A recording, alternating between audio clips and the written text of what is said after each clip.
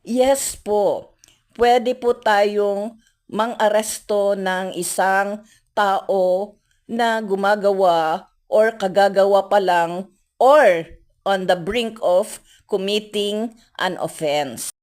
Iyan ang tinatawag nila na citizen's arrest. Ito ay matatagpuan sa Revised Rules of Criminal Procedure, Rule 113, sa may Section 5, I think, B. Ang security guard nga ay isa ring private person.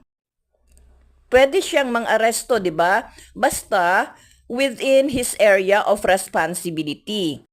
Kailangan i-document din niya, ilagay niya sa logbook at i-turn over kaagad yung taong inaresto sa otoridad. Ganon din ang barangay tanod.